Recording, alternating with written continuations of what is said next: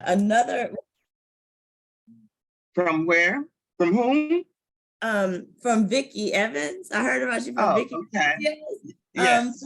So yes, I was referred to Vicky through one of the SBA consultants, and then Vicky referred me to you. So very happy to be a part of this and get started. So just super excited. And then after speaking with you, Paula, I mean, you really put some fire, ignited my fire. Well, I'm happy to hear that, and welcome. Thank you. Mallory, please introduce yourself to the community. Good morning. My name is Mallory Branch, and I am excited to be here. I heard about Miss Paula from a family member, my cousin. Her name is Loran Anderson. And I have been making space and time to make sure that I get to hear what this wonderful woman has to talk about. So I'm excited to be a part. I'm just a humble servant doing my job. And where you from, Mallory? I'm from California. Okay, California. So she's up early to get some knowledge. Yes, Very good. ma'am. Yes, ma'am. Carolyn, where you from? I'm from Houston, Texas. Okay. So what's the time difference there? An hour. Okay. So And it's 8:30 here. Thank you. I can hear y'all sleep voice, but I appreciate y'all getting up early. I appreciate that. Mr. Williams, can you please introduce yourself? And Kimberly, you can introduce yourself to the others after Mr. Williams. Mr. Williams, welcome. Okay, you're muted and then unmuted yourself. You're not talking about me, Paula, right? This is Kim. I got Kim Williams and Kim Lumpkin. Okay. Kim Williams. Okay, yeah, I just introduced myself with so I'm Kim Williams, heard about you through Vicky. And okay. Yes. I'm from Georgia. Okay, all right. And you're in business? Oh yeah, so I'm a general contractor. I'm licensed in South Carolina, North Carolina, and Georgia, and do commercial and residential construction. Very good. Kimberly, introduce yourself. Well, I'm Kim Lumpkin, and I'm currently working in the federal government right now, and I've been involved in this space probably, I don't know, 5 or 6 years, maybe longer than that. But I've just been waiting to get started because it's been a conflict of interest for me. So in 8 months, it's over, and I will be starting. Congratulations to your, Thank you. Your dedication. And Shayla, you can introduce yourself as well, please. Sure. Good morning, everyone. My name is Shayla. The name of my business is Creative Dynamic Solutions. My business is based here in Atlanta, Georgia, and we specialize in logistics and administrative support, as well as digital marketing and media marketing. Thank you, Ms. Shayla. Well, it's 9:35. I'm just going to go ahead and jump into this. We did have 19 people, but I know we generally get half, but who's here is supposed to be here. So again, thank you guys for getting up and partaking in this information session. Miss Paula. Yes. Can I just say something right quick? Because I didn't get an opportunity. Oh, I'm sorry. I thought look, it's late. I'm up in New York at a conference, so my mind's not right. So Miss Carolyn, please introduce yourself. No problem. You spoke at an online meeting for NARAB, the National Association of Brokers. And so that's where I first saw you. And so I was impressed with the information that you gave out to the group. And I own my own real estate brokerage company. So I wanted to find a little bit more about the information because I know you're coming up with a class. I think around May 17th or something. So I'm just seeking more information and see, you know, with me being a broker in real estate, what, how can the two, how can the two mesh? And if there's, you know, an opportunity for my company there, because I'm new, my company, I'm just starting my company. I was in the corporate world for about 33 years, and now I'm looking to venture out on my own. Okay, well, welcome, welcome. Miss Thank you. Karen, please introduce yourself. Where are you from? Where are you located? I mean, your background and how'd you hear about us? Ms. Hescott? Morning. Good morning. Yes, ma'am. I am getting ready to switch to my hotspot, you guys, on my internet. Just because I'm in a different location and I don't want to keep having to pop in and pop out. Karen, can you hear us? Can you all hear me? Yes, I can hear you.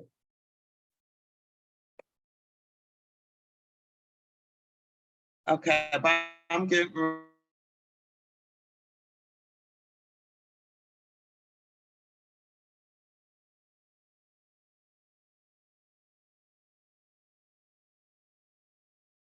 Okay, guys, so while we wait, again, my name is Shayla, part of Creative Dynamic Solutions.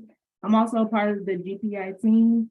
So I'm gonna go ahead and post in the chat our links as well as our previously recorded master classes and webinars that we have on our website. So if you all have time later on today or later on throughout the week, you all can go back and see the previous recorded master classes. We are on YouTube as well and other social media websites and outlets. So I'm going to go ahead and post that in. As well, if you all feel free to go ahead and place your email in the chat so that we can send over your information from the information session today. And you all can stay up to date with the latest GPI news. And here is Ms. Paula, she's back. It looks like she still froze. So we'll just give it a minute, okay? Again, I'm not here. I'm not in my general location, so we just go with the flow. All right, welcome everyone. I'm going to go ahead and jump right into the presentation so that, again, we can get a good understanding of this government space. I'm also going to cover up my face so I won't distract myself. All right, can you all hear me? Yes, we can hear you. All right. Yes, ma'am. All right, welcome to GPI. We are your federal procurement solution. And I will consistently state that now is our time, just based on this executive order, which was issued in 2021 by the president, stating how they're wanting to increase the playing field for underserved small business owners. And they're doing this by increasing the contract goal. And we'll talk about what those goals really look like as it relates to SBA. But his overall goal is to increase contract awards to minority-owned businesses up to 11%. So I will consistently say before this election, the next election, everybody needs to get in the game and being able to play in this space because it is our time. For those of you that don't know me, my name is Paula Watts, CEO and founder. Originally, I'm from Asheville, North Carolina. After college, I went to Washington, D.C., and my first job was with an A contractor. That's what we're going to go into a little bit more depth as we go through this presentation. And I was hired by an 8A contractor, and every 3 years, I went with that same contract across 6 different firms before I decided to start my own business. So in 1996, the first year in business, I received my first $1 million contract. Second year in the business, I applied into the 8A program and received my second $3 million contract. And the business grew pretty quickly to close to $15 million in contracts in a short period of time. And that's really where my challenge began, because I really didn't have a clue on what I was doing. I went from a project manager to running a multi-million-dollar company and could not even read a profit and loss statement. After I had 2 business partners, one who felt like he could run his expenses through the company. After a $3,000 custom-made pinstripe suit, I had his account audited. He then takes my assistant in the elevator and threatens her.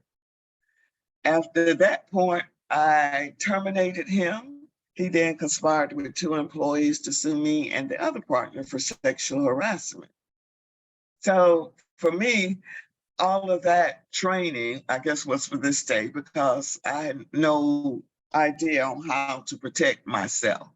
So if you are in business and you currently have employees, I would recommend that you make sure you have employment practice liability insurance.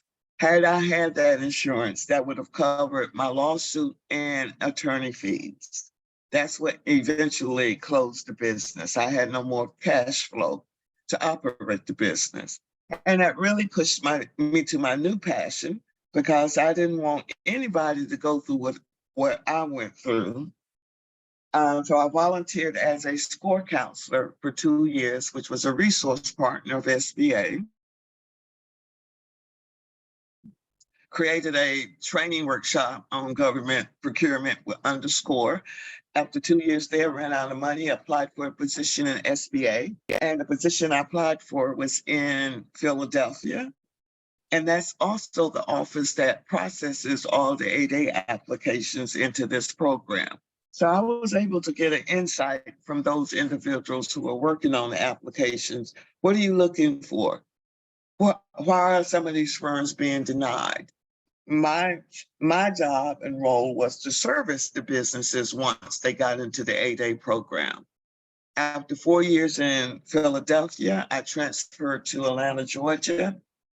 And while I was at that district office, they required that we become certified as a contract specialist. And so for me, that was perfect, because that filled in the missing blanks for me. Meaning I'd run a business for 10 years. I worked at SBA for 7 years, but I wasn't quite sure what the agencies were looking for, or how they put the solicitations out for you to compete on those contracts. So that pretty much completed the circle for me, just to get an understanding how they put a solicitation together and how you're able to compete on those contracts. I've trained more than 10,000 businesses on marketing to the federal government. And I'm going to have to increase my number up here, because we just had a protege, or one of our clients, who won a $1 billion contract for 10 years with USDA, managing their whole portfolio of property from soups to nuts. And I recently self-published a book called That's Crazy, Recognize Crazy, and Run. It sort of kind of documents my first business. The names have been changed to protect the innocent. So when you're looking at starting out in this space, what are the challenges that small businesses have? What I found, given workshops at SBA, that we would give them the information, everybody would leave because it was good information, but they weren't quite sure how to connect the dots. And it's the same thing with these federal agencies. Nobody really understands SBA's rules and regulations. So that's where a lot of the confusion come into play.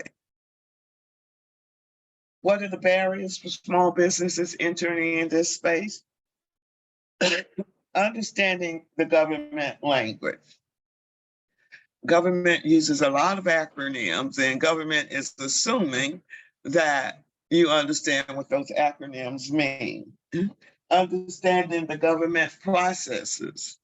Once you determine what certifications you're going to use, well, what documentation will I need to support to support that certification? And understanding that the government works in silos, meaning nobody talks to each other. As an example, the database that we're going to discuss on you registering in, that's managed by one agency, but SBA has their own separate agency, but they have to work together in order to compete for these contracts. These websites are messed up. That's all I can say. So I created GPI based on lessons learned from that first business and what I saw working with businesses at SBA. The first thing that I learned is not to limit your business. Most small businesses will start their business on their skill set. I realized after I received that first $1 million contract in that business, I was no longer doing event planning. I had staff. So my mentor pulled me aside and asked me, why was I pigeonholing myself? And based on what I saw in those companies I'd gone through, I changed my business model to a management consulting firm. That way I can expand my services. So I created divisions. I had an event planning division, I had an IT division, had a publication division, I had a database division, because to create an event, you have to use those vendors, so why not just separate them out and sell it as a separate service. Excuse me, one second.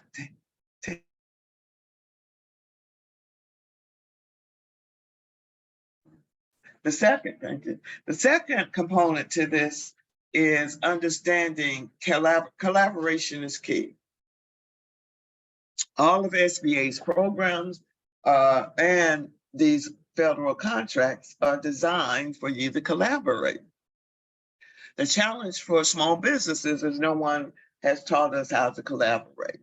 So in our when I talked about do not limit your business, our first module under the program is helping you to structure what that business will look like so that you're sustainable in this space.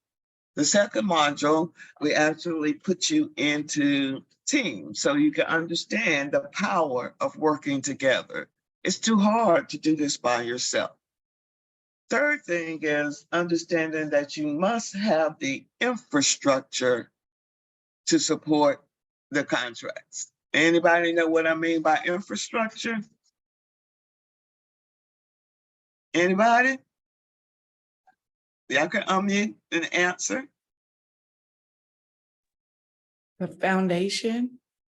Foundation, what do you mean by foundation? It's like the structure, having certain things in place to maybe protect yourself. For example, in your previous example of just having a particular type of insurance. So just kind of having certain things in place. Correct. You're absolutely right. Your accounting Right. system. Yes, I Kim? would say like financials, like having a system to understand your financials, payroll, things set up if you do have employees, just all that. And your accounting system, because in this space, your accounting has to be structured a specific way. So understanding what's required to support these contracts. And again, both of you are absolutely correct. Accountants, your attorneys, making sure that you protect yourself. Because as I grew, I didn't know enough what I didn't know, meaning I didn't know how to protect myself. So when you look at the federal government operates on a fiscal year. The fiscal year starts October 1st and goes through September 30th. And so what we recommend for students and clients of ours, understanding when is the best time to market to the government. Excuse me, the best time to market to a government is during their downtime. Because what generally happens at the beginning of the fiscal year, October 1, and run, I say through February, these agencies are operating on what they call a continuing resolution. They're operating on a limited budget. So that's, to me, the best time for you to start marketing, start building those relationships before what I call the peak bidding time. Because once Congress passed that budget, let's say generally they pass it in December. That's been a typical pattern, which means it has to funnel down to the agencies. So by the time it goes through all of their procedures, the agencies generally receive their money by end of January or February. The peak marketing time is what we call in the third and fourth quarter, meaning that's when the government's trying to get rid of all of their money. That's the time that you're going to be submitting bids. And it's no different than any industry. It's submitting a number of bids to get a return on your investment. So it's a numbers game at the end of the seasons. But if you've done it correctly, hopefully you've built relationships along the process throughout that year so that they actually know who you are. Why federal contracts? Every year, the federal government sets aside contracts for small businesses.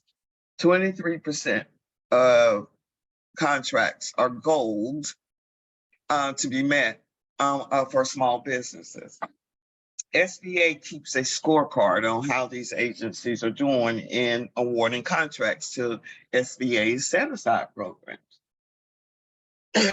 So for you, when you look at these percentages, it's 23% for small businesses, 5% for women-owned, 5% if you're a small disadvantaged business or in the 8A program, 3% for service disabled veterans, and 3% for hub zone businesses. So the more certifications you have, the more you helping that agency achieve its goal. As an example, if you were awarded a contract first as a small business of $100,000, then that agency gets credit towards that 23% goal. If you're a small business and a woman-owned small business, now that agency gets another credit towards their woman's own program, making their credit now $200,000. Does that make sense to you guys? Yeah. Yes. Okay. Yes. So over here you can see the amount of dollars that were awarded in each of the programs, right?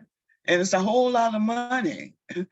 Some agencies, I mean, as a whole, and this is the overall grade that the agencies receive, met their goals, others didn't. When you look at the women-owned small business program, they didn't meet their goals, nor the hub zone. So you can potentially use that as a strategy when you're marketing to these agencies, because you know they haven't met their goals. But I want you to pay specific attention to this $59 billion that was awarded into this program.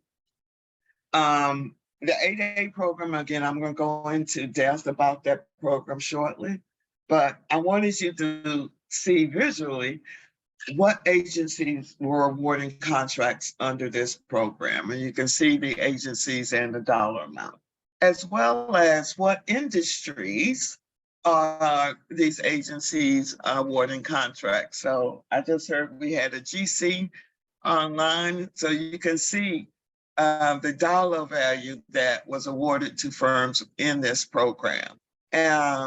And over here, that 541,611, what we recommend to agents, to small businesses, especially the real estate industry. You cannot get into this program under a broker's code. These are industry codes. So we recommend brokers or real estate agents to look at their tax returns and make sure the next year you file that tax return that you're using this 541,611. And the reason I say that, because every industry that you're in is project management, for the most part. So this 541,611 is a catch-all NAICS code. Anybody have any questions with what I just stated?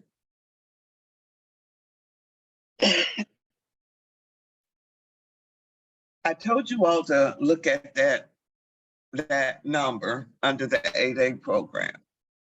This is a report that was produced by written by the OIG from SBA, and the Office of Inspector General comes in and reviews SBA's programs, and most agencies will have an OIG office to make sure that everyone is following the rules and regulations, even from the government side. So what this report showed me, and it was published last year, is that this is the total amount of businesses that they've identified that was in this program nationally, which is pretty low.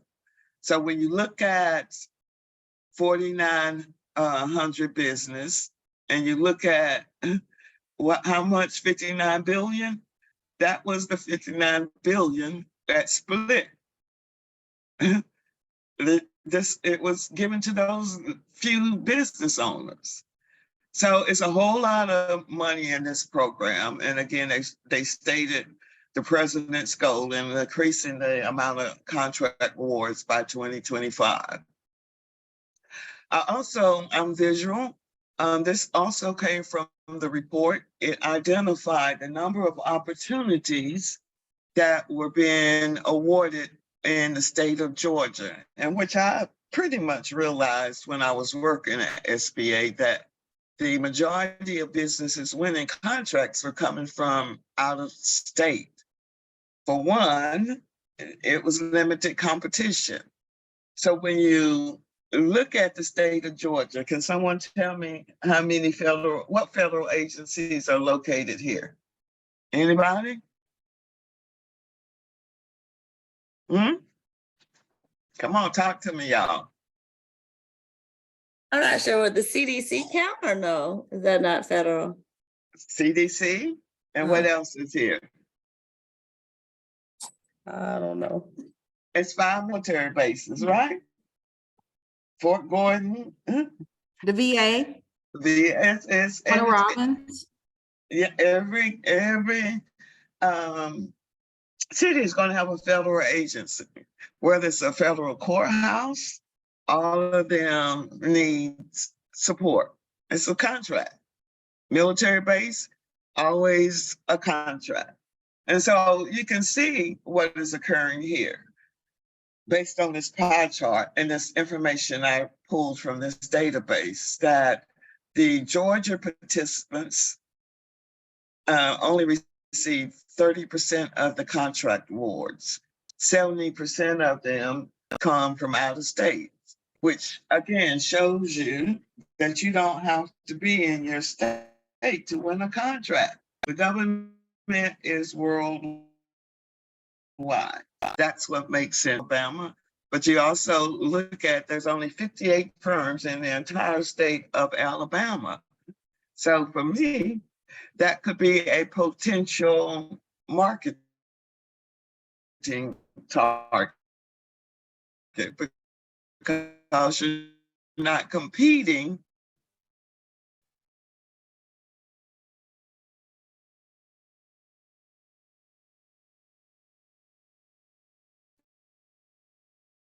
with as many firms in this program. Most of SBA's resource partners, and a lot of them will tell you to start local and then go up to the federal. You're not ready to compete on federal. And I totally disagree with that, because the federal government sets aside contracts specifically for small businesses that are what we call simplified acquisitions. Those are buys that are 250,000 and below.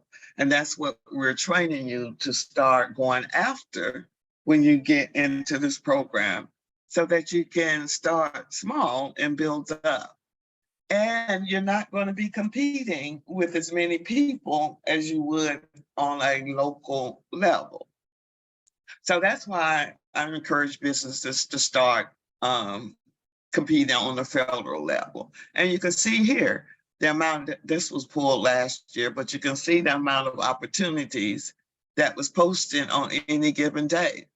They don't have enough small businesses competing on these contracts. I pulled out an example of a contract that was out last year. And you can see all they're looking for is floor replacement. Do I need to be a carpenter or own the flooring business to go after this? Anybody? No. No. What would you do? No, you don't need that. You hire a company that does general contracting, and you go ahead and get the contract, and then ask them to give you a No, ma'am, you're not gonna get a GC. You're just gonna find you a carpeting company in New York that comes in, that can be a commercial. You're supervising. Good Mhm. deal. Hello, that makes sense? Yep. Perfect. Yes, it does. This is the low hanging fruit here. This is another sample that came out of HUD. This was a contract that was actually, that was for underwriting under HUD. Again, because I was dealing with a lot of real estate agents, you work in this space. So bringing a team together, and that's what you all do when you're trying to sell that house. You have to bring all the players together to satisfy that sale. It's no different on this side. It's the same process, if I can get you all to understand. This particular opportunity, again, underwriting, loan closing. You all do that on a day-to-day basis. You're working with mortgage companies, titling companies, and helping them in this space. So you're just going to identify those individuals and put them in as your bid. That's showing that you have the past performance. Is that making sense to you guys? Yes. Yes. And this is a 5-year contract. So I like 5-year contracts. You know, that's steady income. This is HUD's forecast. I like HUD's forecast because they update their forecast every month. If you click on this QR code, it'll take you to the link where you can see the current forecast and what they're offering for this fiscal year. And the reason I like this is because they post it and they give you names. Over here, you can see there's new contracts. I like new contracts because you're the first on board. Over here where it says recompete, that means you're recompeting with someone who currently has that contract. And so here's training, developing a curriculum. Come on, you just find someone that you can partner with that can potentially fulfill the scope of work. And over here, it gives you the dollar value as well as the industry codes that these contracts are going to be awarded in. And then you see EVA. So if I'm in this space, it looks like EVA has a whole lot of contracts, right? I want to be Eva's best friend, and it's building relationships. Does that make sense to you guys? Oh, Yes, yes, definitely. definitely. And you can see she manages 25,000 up to 50 million on the government side. So this is somebody I might want to build a relationship with, because she's working with all sides of contracts. And again, you can reach out to them and ask, when do you anticipate it coming out? Or is there any way that I could get in and present to the end user, meaning the person on the government side that's going to be using those services? Your goal is to build relationships, people by people. So in order to get into this space, the first thing you have to do, you have to register in this database called Systems for Rewards Management, better known as Such a Mess. This is your first test of being a federal contractor, is getting past this database. But you can self-certify as a small business, veteran-owned, and they just actually changed the rules as it relates to the service-disabled veteran-owned businesses. They now have to go through a formal certification, and I'll cover that shortly. And you can self-certify as a small disadvantaged business. Those are the same criteria that are in the 8A program that helps you determine if you're SDB.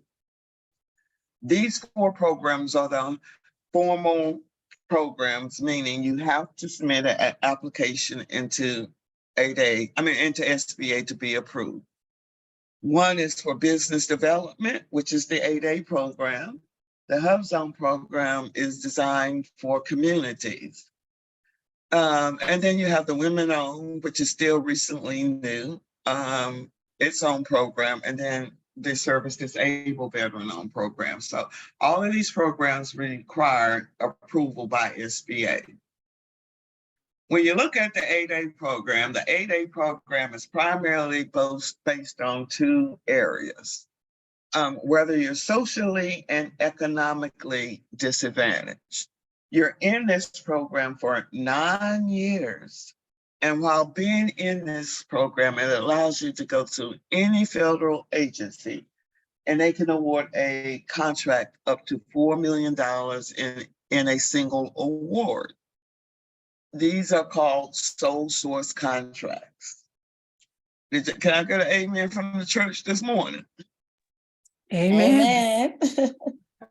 So although we don't encourage you to get into that program, that's the end goal, because what I saw on the inside was the average 8A company got into the program and they waste 3 or 4 years trying to figure out the game and the strategy. Our goal is to prepare you so that when you're ready to apply into this program, that you are walking in the door with guns. You know the game. You're not on a learning curve and wasting time. This is the only program that has a term limit on it and will kick you out. All right? So 8A is down the road. We're not encouraging anyone to get into that program until they understand the game. The Hub Zone is based on where your business is located. Your business must be located in a hub zone, and 35% of your employees must reside in a hub zone. Not the same hub zone, not necessarily the same hub zone where your business is, just as long as they reside in a hub zone. For the 8A program and the social component, this is what SBA is looking for to determine if you qualify. If you meet any one of these ethnic groups, you're a U.S. citizen, you automatically meet the social criteria component. However, this program is based on discrimination. If you if you do not fit in any one of these categories and you're able to prove that you've been discriminated against, SBA will take that into account and they can potentially get into that program. The economic status. SBA is going to look at your adjusted gross income. And as long as your adjusted gross income and your net worth doesn't exceed $850,000, you can get qualified into this program. They're going to deduct any equity in your home and any equity in your business, as long as you fall below that 850,000, you meet the economic status. If you have real estate property, that property will be counted against you. Do we have anybody that's in that situation? Yes, that would be me. And what I recommend is that, again, you have two separate entities. One, to protect your property under that corporate shield. But for the 8A program, you can have another one. I don't want you mixing the two, if that makes sense. Okay. Yes. Does that make sense? Yeah, it does. Yeah, so we're going to make sure you fall below this threshold. I'm so glad they've changed this, because 3 years ago, that threshold was $250,000. And we were always getting locked out. So I'm glad they've increased it to $850,000, because again, most of our wealth is in the real estate. And that's what was limiting businesses getting into this program. The other aspect of this, if you have a record, but you're not on probation or parole, then they can apply into this program based on certain, I guess, felons, what they were convicted of. But to me, this is another way to change the dynamics of a community that's been targeted by just us. We're the only one in it for the most part. But to me, this is another way that we can get the business, those who've touched that system, to get another opportunity. Now, the Hub Zone program, there's no term limits. It applies to purchases over $3,000. You recertify every year. You also entitled to what they call sole source. We talked about sole source and what that means, and competitive bids. These are bids that are in specifically for firms in the Hub Zone program. You also, by being in this program, get a 10% price evaluation preference based on any full and open bid, meaning anybody that's competing on this, the government's going to put 10% onto their cost, giving you a preference, meaning, or as an example, let's say you submitted a bid and it was $535,000. Someone outside of the program submitted a bid that was $500,000. The government's going to add 10% onto their cost, which is going to increase it, giving you the advantage of winning. That makes sense, y'all? Oh, yeah. Yes, it does. Your principal office must be in the Hub Zone, and 35% of your employees must live in the Hub Zone. What I have here is the map. You can also get the key QR code and go ahead and put in your address to see whether or not you qualify into this program. So let's say you're a home-based business. Are you able to apply into this program as a home-based business? And you're the only employee? That's a question someone Yes, I would say so. If you're in the hub zone, I would think that you should be able to, yes. And based on what? Based on being in the hub zone. It's two criterias. Oh, okay. 35% of your employees must Got live in a hub zone. Got it. So you're, So that's a no. huh? Is that a no, or you need to hire some other people? No, I would say it's a yes, because you're 100% of your employee there right you now, go. right? There, Okay. that's Okay. exactly where I was getting to. You're an employee as the business owner. And so you're able to justify you applying into that program. That makes Okay. sense, y'all? Yes. Yes, definitely. I put in a address that was in Florida. I was at a conference. And this was the hotel that we were staying in, so that you could visually see how the map determines whether or not you're in the hub zone. Once you put that address in, it's going to say whether or not it's qualified as a hub zone. And if you go across the the street, though the areas across the street is not classified for a hub zone. So just another advantage for you as it relates to certifications. The EDWSB, that is still a relatively new program. If you apply for the ED, which stands for Economically Disadvantaged Women-Owned Small Business, you're automatically a WOSB. This is the QR code to that website. So to apply for the women's program, there's 3 ways. You can go to WOSB, as we just shown you. They said based on if you're currently an 8A, you can upload that into that database. And SBA, a third party, where there is a fee associated with you having them to process that application. Part of our program, we're showing you how to do it yourself.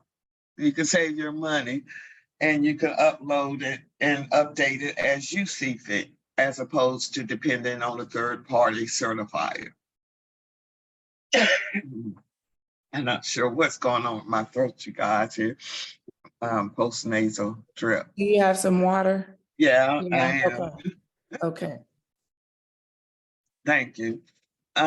Eligibility requirement, again, you must be a small business based on your primary NAICS goal. All of these programs that you're applying for based on that program determines, requires that you are at least 51% owned.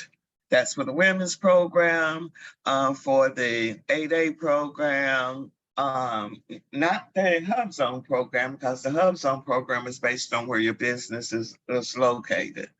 These other programs is based on the individuals to determine who's really controlling that business. These are the criteria that they're looking for. There's no minimum amount of time the business have been operational. You must work full-time during normal working hours, but that could be, you can sometimes get around that. Meaning, if your industry's in janitorial, that doesn't necessarily require you to be working during normal hours. Your normal hours is after hours. Same thing with IT. So there's ways to get around certain industries to justify your working 40 hours or how many hours you're working in that business. The Veterans Program, again, they've now just, I need to update this one. Take this slide out and go to the next one. The Veterans Program has just been put under SBA's umbrella as of January 2023. If you are currently have currently registered your business and self-certified in SAM.gov as a veteran-owned business, you have a extension period. They're going to allow you to go to January of next year to file for your formal certification. But again, by being in this program, it allows you, again, sole source contracts and set aside contracts specifically for this program. So for the veterans program, the women's program, and the Hub Zone program, in order for an agency to award a contract as a sole source under those programs, they require that there are at least 2 businesses that have responded to that opportunity and qualified for that opportunity to receive a sole source, one of the 2. That's called the rule of 2. Again, in order for the agency to award a sole source contract under those programs, it requires that they know there are 2 businesses that are qualified and they can award a sole source to one of the 2 businesses. Does that make sense to you guys? Yes. Yes. Okay. No, I didn't Yes. understand that. What was your question? When it says sole source, means that they're giving it to one of the business, but there must be 2 business competing. That is correct. Okay, got it, got it. So And if it's just one, they won't be just able to give it to that person. that is correct. Got it, thank you. The 8A program is the only program that allows without having the rule of 2. Because it is a business development program. Understand that, a business development. The government's building your business through that program for 9 years. And the way they are helping you to obtain the business developments is through those sole source contract awards. For this program, again, you see 51%. You must be a small business. They do allow others to qualify on their behalf if they appoint their spouse or their caregiver. For those veterans who are permanently and totally disabled. Do I have any veterans online today? So a veteran would be somebody in the military or out of the military? Once they've gone from the military. Okay, got it. Okay. So again, the key is, and how we create this collaborative community is understanding what certification I don't have. I can partner with somebody that do, someone that's service disabled. Mhm. And again, it's all about collaboration in this space. Right here, it is a 3-year certification. I'm not going to go into much depth in this program, but it's all linked on. I did have I thought I put the QR code. Just click on the QR code and you can go and see the application if you know some veterans that will be eligible. Gotta get my son on board. Exactly. He's in the military. Mhm. I wanted to also take you to some websites so that you can get a visual of the opportunities that are out there. I use this website outside of sam.gov because sam.gov is not as user-friendly as this website. So if I'm looking for an opportunity, and didn't we say we had someone in Houston in Texas? Yeah, it is Karen. I'm in Texas. Number one reason fear Okay. of failure. We're going to. Number one reason is fear of. I'm going to put Houston, Texas, to just see what's out there. What types of contracts that are out there.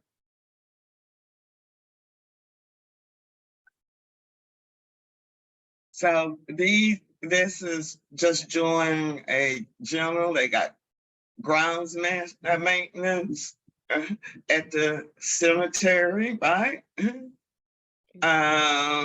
They're looking for lease space And again, what you're gonna see, as you even see with these opportunities, as they are dealing with the immigrants, they're gonna need people servicing the facilities. That's a contract, transportation. And you can, based on what's in the news, a lot of times you can see in the opportunities what the government is outsourcing. So this will give you just a general idea of what's out there. The sky is the limit. That's why I say you don't necessarily want to pigeonhole yourself. Does that make sense, everyone? Yes. ma'am. Your job as the owner is to find the people, and then you're making money off of the people. Do I need to be a landscaper to apply for this job, someone? Do I need to be a landscaper? No. And what would I do? Going back to something you said earlier, I think you would find Find a someone company. in Houston, a company, yes, and then hire them and Put your costs on top of it. And you can see this is a 4-year contract right here. So again, that's steady income. And I always, on this website, you always go back to sam.gov. That's the official government website where the opportunities are posted. Yeah. So, and you look what they are at, and then you get to ask questions. So the government lays it out pretty quickly, clearly. They give you a template to put in your price. So these are the things that you're looking at. And you can see this was posted in April. They're just now getting to, it's due on the 15th. So again, it's understanding what's out there and how do you go about finding these opportunities. I also like this because I like to say this is my shopping therapy. If I click on this link over here, it's just broken down by years and then by months. So when I go and look at the month of May, it's going to show me every day what opportunities are posted. That's why I like them the most. Ah, that's pretty neat. It's- Sam.gov is not that easy. No, it's not. It's a pain. So here it's structured by the way the government procures its services. And alphabet means the industry, numbers are parts and equipment. So you can see what's out there every day. And the closer you get to September, these numbers will increase. These are the number of opportunities posted for that specific industry. And again, I go in and look at it every day. Here's one operation, something simple. So the numbers increase because it's expiring? The numbers increase because they have more opportunities. Okay. They're trying to get rid of the money by September 30th. Oh, got it. This is the number of days. I mean, these are the number of opportunities posted for that specific day on this website. Okay. Right here. See, that's opportunity with SBA. They want you to a graphics person. This is you do that in business anyway, just to pull your stuff together, right? They just want an annual report. Those are the types of low-hanging fruit that we talk about. And then over here is the other website as it relates to how your tax dollars are being spent. This website identifies contracts that have been previously awarded and by whom. So you can use this, and we train you on our website how to use these databases to make a marketing strategy. This buys all of this. So let's say I'm going in, and again, I want to see what did the government buy. I'm actually going to show you one of our students who won contracts. And you can see the types of contracts that she's won.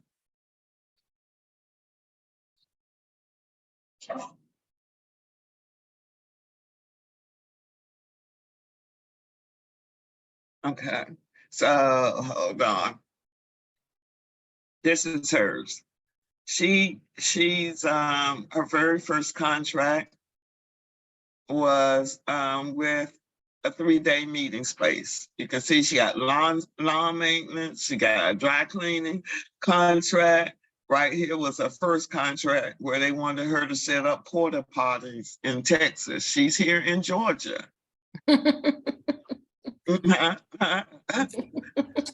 And so here you can see this particular contract was, they wanted a 3-day meeting space. She found the meeting space. The hotel's cost was $48,000. She put her cost in at $104,000. They just needed a 3-day meeting space. And look how many people was competing against her. One. So she made a $60,000 profit off of that little one job. That's not a bad Wow. payday. What you think? Oh, that definitely for 3 days. Yes, ma'am. That's amazing.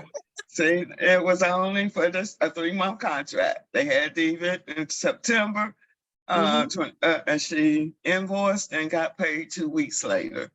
And Wow. you see, she's in Georgia. So that's why we want you to think broader. Also, on our website, our goal is to create a true community. We have almost 2,000 people in this database. And our whole goal is that it's about each one understand the power of us collaborating. It's 2,100, it's gone up. Collaborating. So as you're looking at opportunities, and let's say you're in Georgia and you see opportunity in California, this database is going to bring up all the businesses that are in California that's come through our program, because now you have people speaking your same language. Everything you complete in the program, it will be posted here. My goal is to get large prime contractors, everybody come to our database, because now they understand they have people who are speaking in the program. Any questions? All right, let's get Can down you to repeat the that end last, of it. Miss Paula, can you repeat that last bit? You were going in and out a little bit. And when you stated, for me, I don't know about others, but you had just said your desire of creating this database. So if you could just talk to that. Yeah, you did go in and Yes. out. I thought it was Yes. just me. No, Yes. yes. It was important for me to create this database and structure it where that we can have these large prime contractors coming in and searching our database for subcontracting opportunities. As well as, I'm not sure if the government would do it, but I would love for the government to come and look into our database, because everything that you produce in these class is what you're going to be delivering to the government. You're going to need a capability statement. You're going to need that elevator speech. So we're still building out that database, but it makes sense to me. You got 2,000 people in there across the US, and there's no reason that we should ever have to leave home, because we know somebody in the community is in one of those states. Yeah. And they have those relationships with vendors. They know who's who, right? That makes sense. Yes. Amen.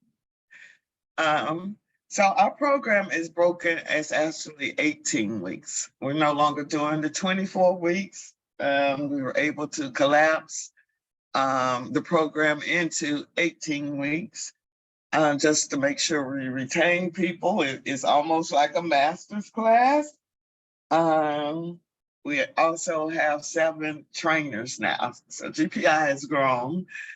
So the program is structured for 6 weeks in each module. By the time you finish the first module, the goal is that that business would have been registered properly and self-certified in those databases that you can. And the last session, we're talking about and showing you how to go after those low-hanging fruit, some of those opportunities I just showed today.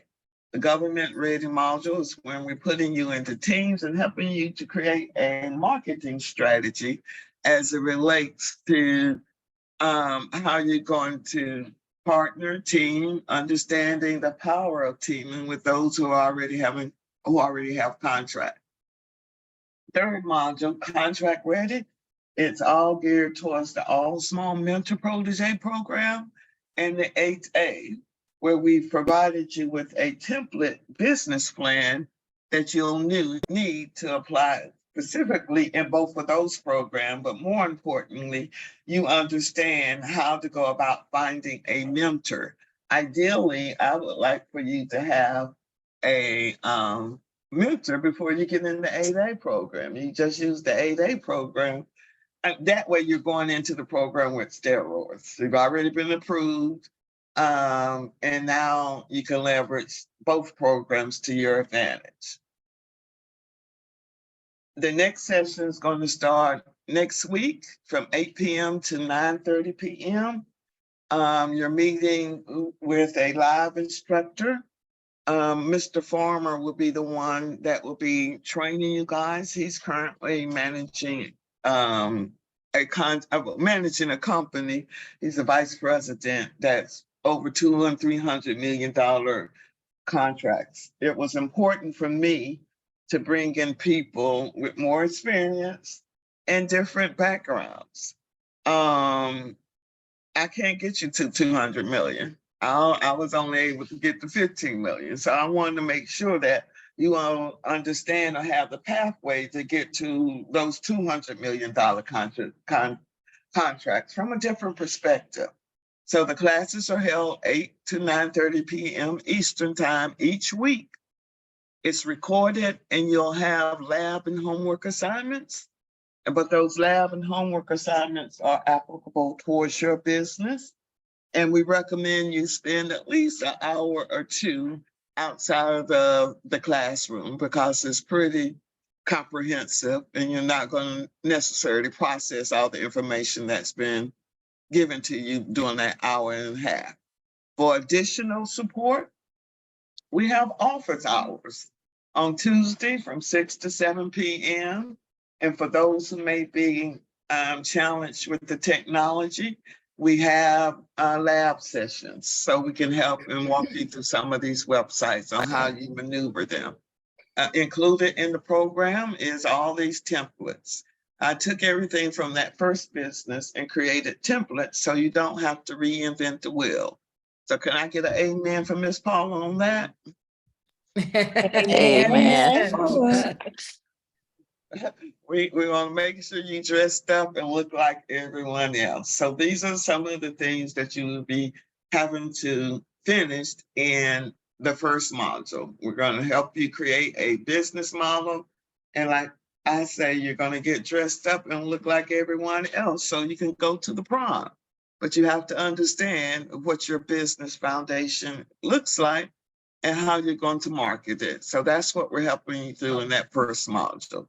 In the second module, that's where we're requiring you to become team, and you have team deliverables. The third module, we do teach you about responding to an RFP, but my focus is primarily on the all small and 8A program.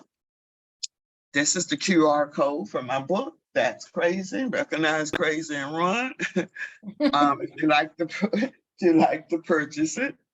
And again, this is the link to the website.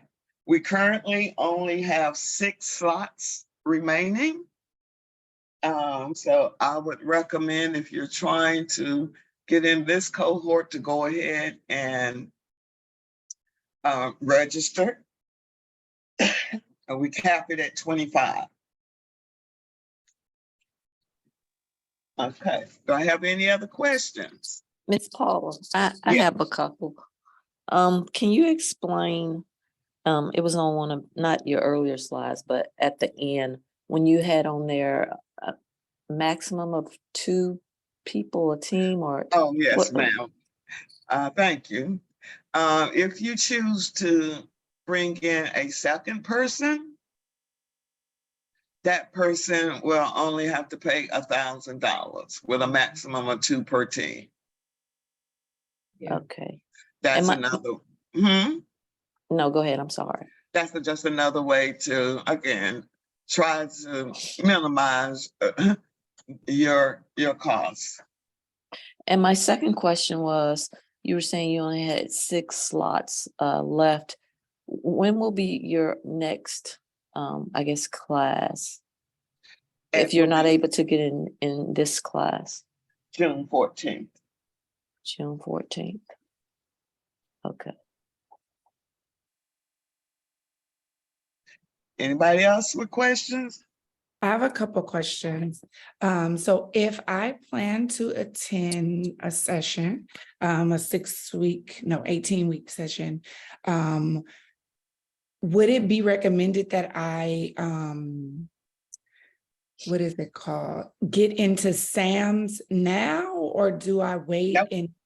That's that- all covered in Okay. SAM, because you have to build out your business model and understand what services you're going to offer to the Okay. government in order to complete your SAM profile.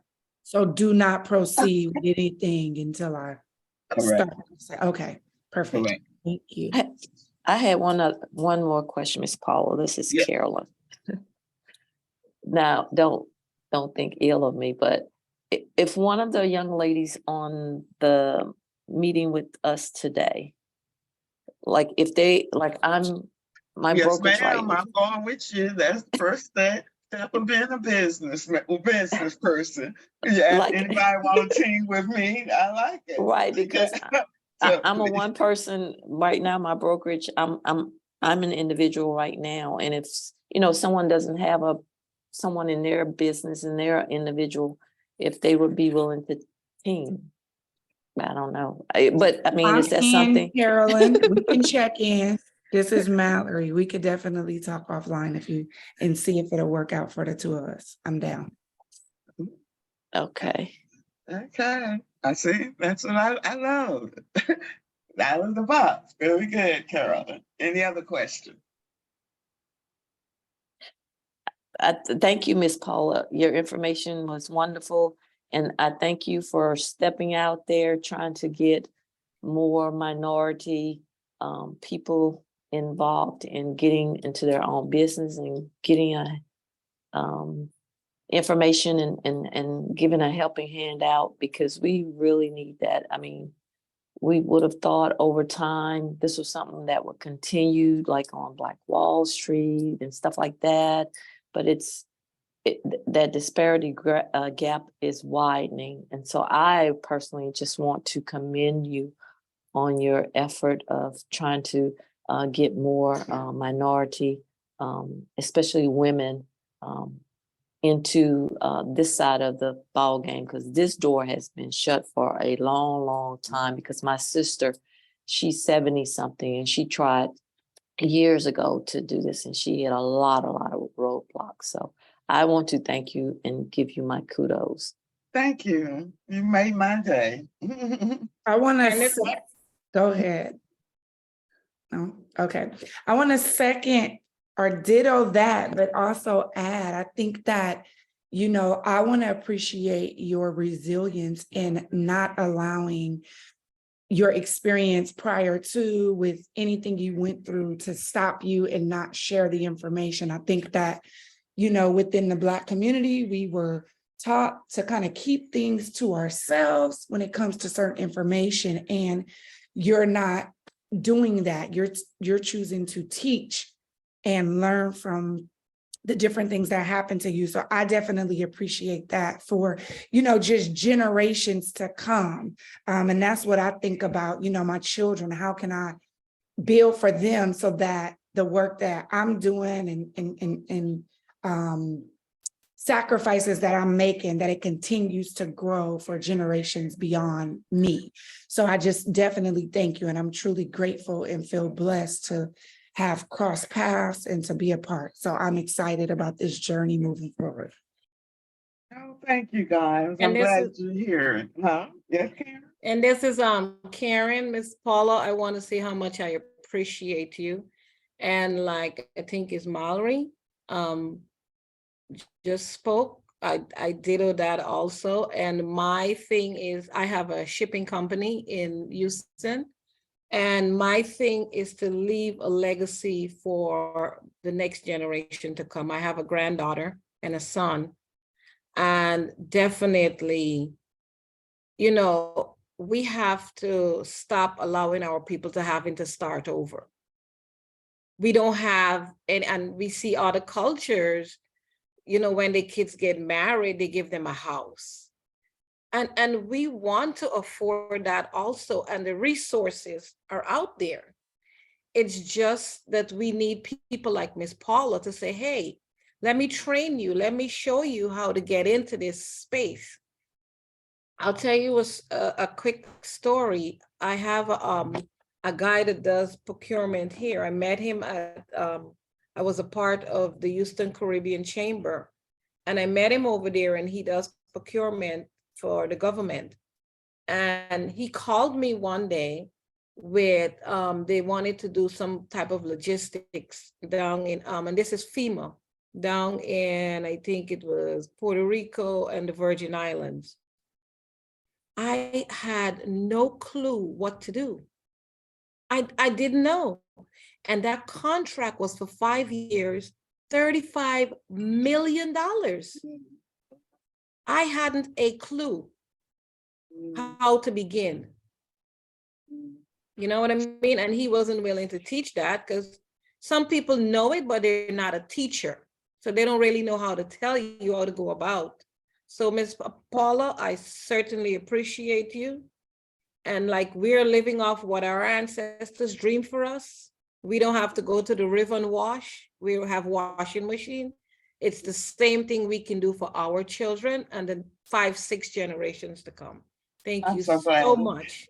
Yeah, I'm so glad y'all hear that and see the vision, because you guys are the game changers for the future. Unless we change our behavior, we can't change the future. What I mean, change our behavior is saying being able to demonstrate to the young ones that you have opportunities. That was me coming to Washington, D.C. as that 25-year-old kid. All I had was Black owners that were a business model. So that's like, oh, I'm going to be a business owner. Didn't have a clue, but at least we can begin to change our perception instead of our kids saying you coming to work, going to work and getting frustrated. So it is about the future for me, your children's children's children. Yeah, and I want to ditto what everyone has said. I think, Paula, and I spoke with you a couple of days ago, like that, you guys have expressed everything that I expressed, and just to be able to have somebody to help navigate, because I've tried navigating and have been very unsuccessful. I'm like, it's so disjointed. So to have somebody come and weave the pieces and willingly do that for us, and at a very reasonable cost, where you're pretty much just saying like, hey, just pay me a little something for my time, because the program that you're offering is worth a lot more, to be honest with you. Absolutely. Yes. And then Paul, I did have a question for you. Kind of, what is the success rate of your cohorts as far as like getting contracts? I'm not saying they're all getting multi-million-dollar contracts, but even like obtaining contracts kind of once they graduate from the program.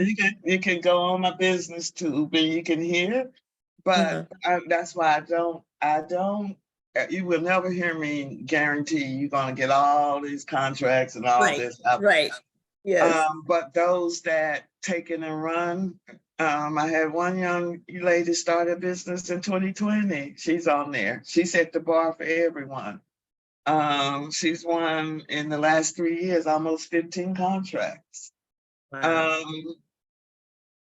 What I do find in this program, by the third module, people, life happens, tend to dwindle off, or they're not confident in themselves.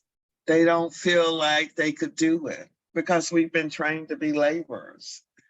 So that's the first process, is changing our mindset in that module.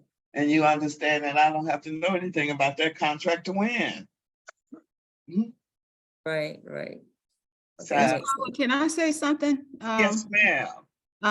I just wanted to let you ladies know that I can't think of anything better for our lives, for all your, whatever your purpose is, wherever you're trying to go in life, your family, this will get you there.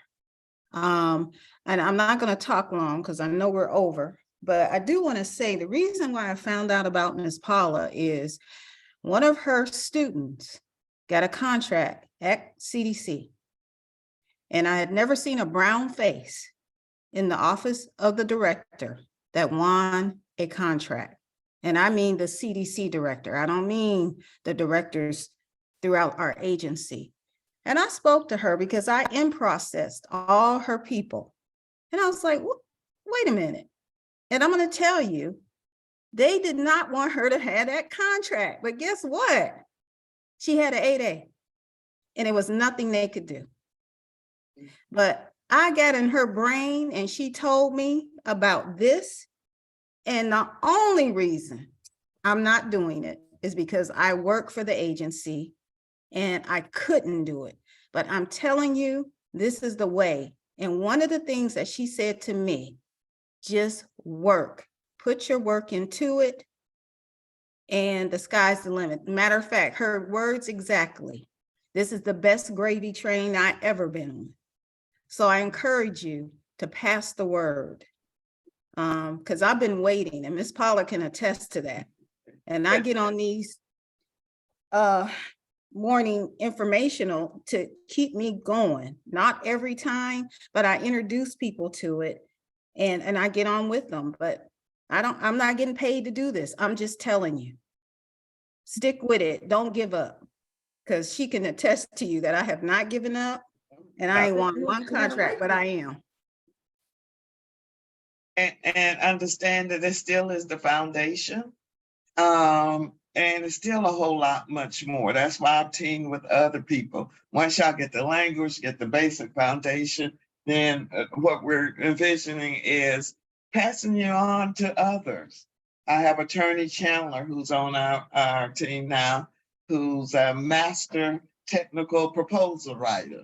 And she's able to pull you together and put stuff together. I love this ecosystem that we're building here. So again, you guys, thank you. Unless you have any other questions, I'm going to conclude this webinar. Thank you so much. I look forward to the court. I'm already signed up, so look forward to starting next week or this week. Okay. Bye-bye. Bye. Thank you. Bye-bye.